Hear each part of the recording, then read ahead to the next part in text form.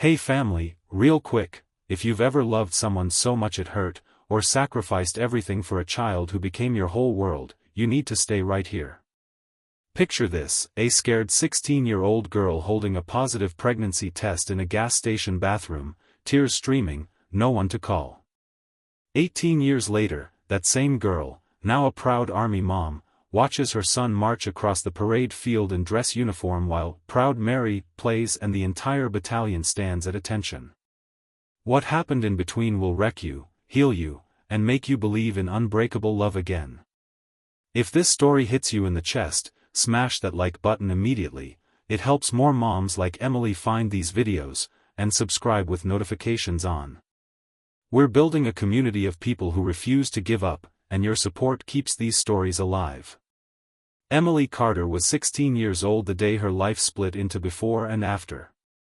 She sat on the cold tile floor of the Shell station bathroom on Route 9, the plastic stick shaking in her trembling hands.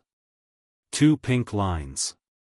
Her boyfriend, Tyler, had already ghosted her 2 weeks earlier after she mentioned being late.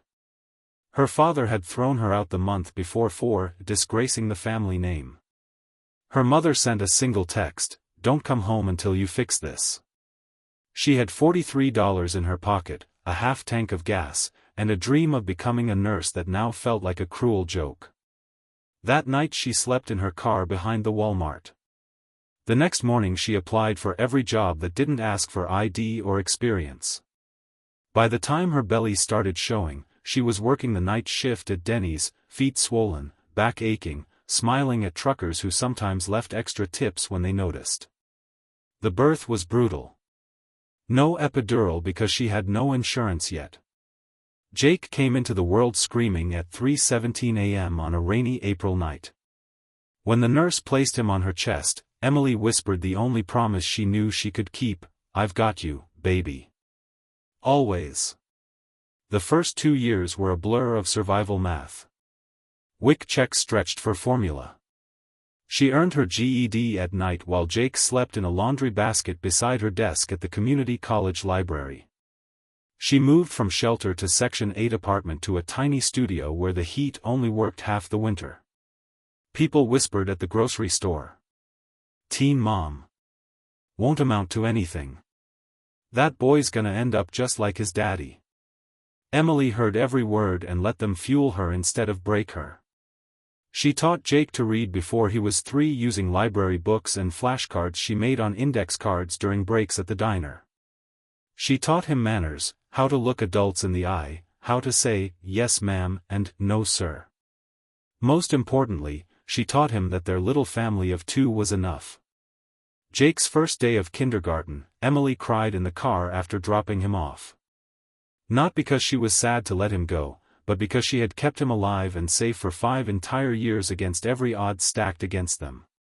That night she let him have ice cream for dinner and they danced in the living room to old Motown songs. Challenges kept coming like waves that never stopped crashing. When Jake was 7, Emily got pneumonia so bad she was hospitalized for 9 days. A kind neighbor watched Jake, but the fear of losing her son to foster care haunted her fever dreams.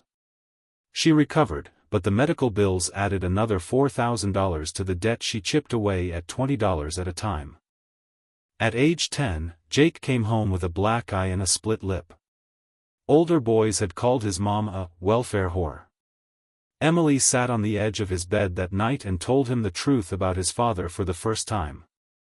Not with bitterness, but with honesty. He chose not to stay.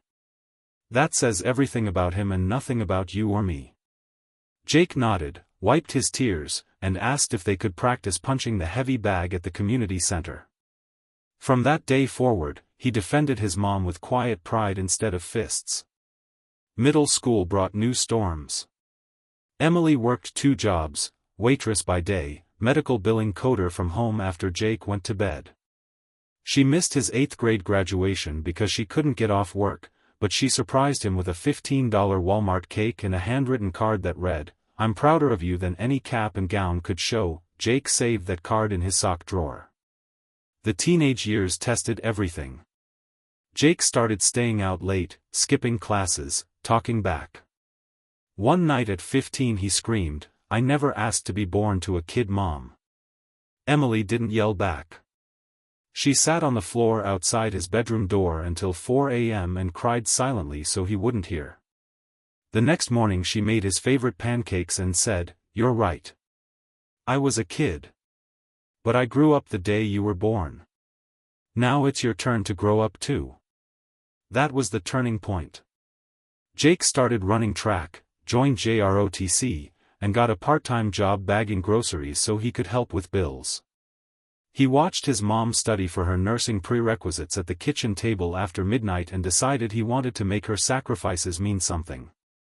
At 17, Jake came home from school with a brochure. U.S. Army. Infantry. Emily's heart stopped. She had spent years terrified of this moment, the day her only child would choose a path that could take him away forever. Deployments. War. The folded flag nightmare every military mom carries in the back of her mind. They fought. She cried. He held her and said the words that changed everything, "Mom, you carried me when you were still a kid yourself. Now it's my turn to carry something for us. I want to serve something bigger than me, and I want to make you proud." Emily made him promise he would call every Sunday.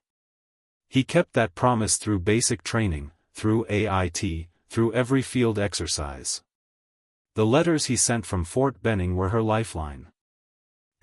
*Mom, the drill sergeants are mean but nothing compared to you when I forgot to take out the trash. Miss your pancakes. Love you more than Emery's, *. She framed every letter. Graduation day arrived on a perfect June morning at Fort Jackson, South Carolina. Emily drove 12 hours straight, hands shaking on the wheel, wearing the simple navy dress she had bought at Goodwill because it looked military mom appropriate. She hadn't slept. Her hair was in the same ponytail she'd worn for 18 years of early mornings and late nights. When the buses rolled in and the new soldiers marched onto the field in formation, Emily's knees nearly gave out. There he was, her baby, standing tall at 6'1", shoulders back, chin high, uniform crisp. The boy who once fit in the crook of her arm now looked like he could carry the world. During the ceremony, the commander called names. When Private First Class Jacob Michael Carter was announced, the crowd cheered, but Emily's sob cut through everything. Jake turned his head slightly and found her eyes in the stands. He gave her their secret signal, 2 fingers to the heart, the same one he used to give her from the school bus window every morning. After the ceremony, families rushed forward. Emily hung back, suddenly shy, afraid the moment would vanish if she touched it. Jake broke formation against protocol, ran straight to her, and lifted her off the ground like she weighed nothing. "Mom. We did it." Emily buried her face in his uniform that smelled of starch and sweat and victory. "You did it, baby. I just loved you." They stood there crying while soldiers and families politely gave them space. Then came the surprise. The battalion commander approached with a small box. "Mrs. Carter, your son has asked for a special privilege." Jake knelt, not to propose, but to present something more sacred. "Mom, you were my first drill sergeant. You taught me discipline, honor, and how to keep going when everything hurts. I want you to pin my E2 rank." Emily's hands shook so badly Jake had to steady them. She pinned the single chevron on his collar while tears fell onto the fabric. The entire company applauded. But Jake wasn't done. He pulled an envelope from his dress uniform.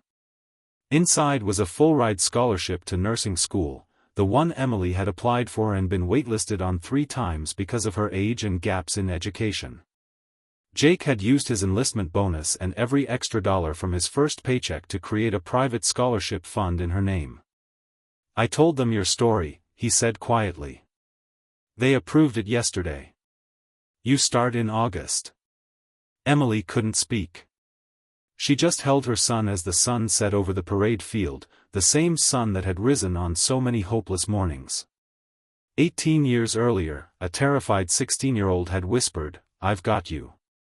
Today, that boy, now a man in uniform, whispered back, "I've got you too, Mom. Always." Emily Carter went from teen mom to army mom not because life got easier, but because she refused to let it break her. She turned shame into strength, fear into fuel, and a tiny apartment into a home filled with love that no amount of money could buy. Jake deployed 6 months later. Every Sunday he still called. Every care package Emily sent contained the same note, *, "Come home to me, soldier. Your pancakes are waiting, *. And when people ask her how she did it, Emily smiles the quiet, unbreakable smile of a woman who has seen rock bottom and built a cathedral on it. Love isn't always soft. Sometimes it's 3 a.m. hospital runs and food bank lines and choosing your child's future over your own dreams. But it's worth every single sacrifice. If you're a mom who's exhausted, a son or daughter who owes everything to one parent, or anyone who needs proof that resilience wins, comment below with "Army Mom Strong" so we can find each other. Like this video if Emily's journey moved you. Subscribe because stories like this, real, raw, redemptive, deserve to be heard. And remember, the best thing you can give your child isn't perfection. It's the example of never quitting on them. Your love is their armor. Wear it proudly. We'll see you in the next story. Until then, keep fighting the good.